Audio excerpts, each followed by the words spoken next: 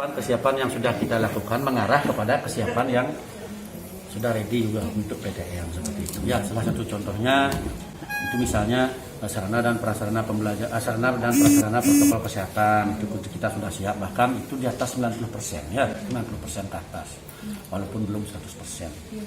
Nah, kemudian juga terkait dengan bagaimana mengelola protokol kesehatan di sekolah itu ya, kita juga sudah membuatkan skenario termasuk proses belajarnya.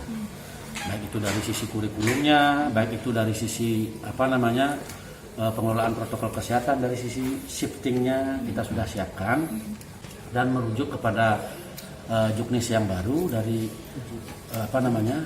Dinas Pendidikan dan Pemuda Olahraga Provinsi Bali itu dibatasi kalau anak-anak TK itu 5 orang maksimal.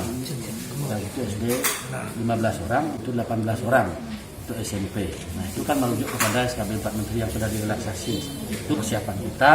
Nah, nantinya apa yang kita terima di sini, hasil koordinasi kita di sini dengan Komisi 4 itu kita akan laporkan kepada pimpinan, tentunya untuk dijadikan bahan pertimbangan juga oleh pimpinan kita di Bupati Tabanan nanti di dalam mengambil kebijakan proses pembelajaran di tahun 2021. Kalau kita secara teknis sebenarnya sudah siap, namun itu kan tidak boleh kita memutuskan sendiri karena harus disandingkan juga dengan kondisi penyebaran COVID di Kabupaten Tabanan. Nah, seperti itu. Nah, tadi Kepala Dinas Kesehatan juga menyampaikan seandainya PTM itu dibuka oleh pimpinan daerah, itu kita akan melaksanakannya secara bertahap mungkin akan berbasis desa.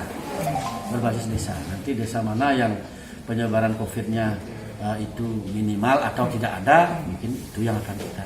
Nah, di dalam implementasinya nanti seandainya PTM itu dibuka oleh pimpinan kami, itu kita akan tetap berkoordinasi dengan pelayanan kesehatan yang terdekat. Nah, bagaimana perkembangan penyebaran COVID di desa tersebut, di daerah tersebut atau berbasis desa. Nah, itu kan tetap kita akan pertimbangkan. Nanti kita akan pertimbangkan itu. Kalau warga sekolah yang terpapar COVID sudah pasti sekolah itu akan ditutup kembali. Dan ini kita berasumsi ketika kebijakan daerah PTM ya. Nah, itu sudah pasti. Nah, ketika warganya itu akan di salah satu desa itu terpapar COVID, kita tetap tentunya meminta rekomendasi dari dari Satgas Kecamatan ya untuk bagaimana sekolah itu dibuka atau tidaknya. Persyaratan swab itu kalau kita di juknis kita kan tidak mewajibkan guru itu di swab. Tetapi pemerintah daerah tadi disampaikan juga oleh Pak Kepala Dinas Kesehatan, kita memang semua akan menunggu hasil screening itu ya, disampaikan screening. Kita akan menunggu proses screening semua dan dimulai dari kepala OPD saya sendiri ya juga sudah di swab. Nah, kemudian nanti kan tidak tertutup akan dilanjutkan oleh OPD lain termasuk Dinas Pendidikan, karena kita banyak punya guru, tenaga pendidik dan tenaga pendidikan itu ya semuanya nanti menurut informasi semuanya akan dilakukan tes screening seperti itu. Cuman bertahap. Dan kita sudah berproses menyetorkan nama-nama pegawai-pegawai kita, baik itu pegawai di dinas termasuk guru dan tenaga pendidikan. Kalau jumlah guru kita kurang lebih itu sekitar 3.400 termasuk kontrak dan termasuk juga pengabdi di sekolah. Kurang lebih 3.400. Itu yang akan di level TK, SD dan SMP. Nah, itu kan kembali kepada program apa tadi disampaikan oleh Pak Kadis Kesehatan itu, bahwa kita akan menunggu proses kita di screening semuanya.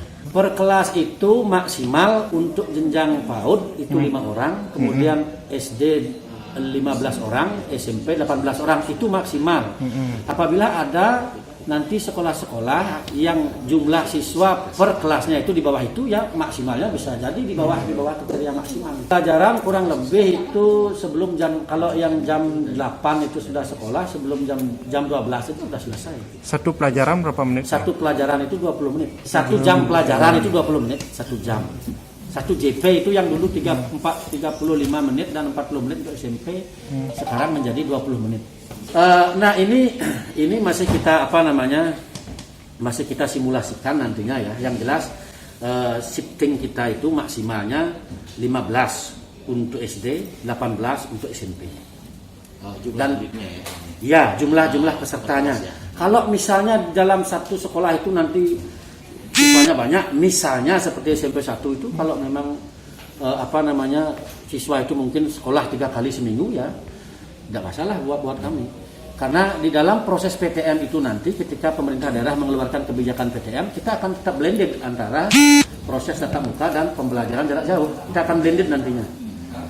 Pembelajaran jarak jauh itu masih kita laksanakan, apalagi kepada anak-anak yang orang tuanya belum mengizinkan anaknya untuk datang ke sekolah. Seperti itu. Ya, mengisi form itu surat pernyataan yang mengizinkan anaknya untuk melakukan proses belajar mengajar di sekolah. Tentunya diawali oleh kebijakan pemerintah daerah yang membuka sekolah itu. Kalau pemerintah daerah belum mengeluarkan kebijakan untuk PTM, proses ini dihentikan dulu.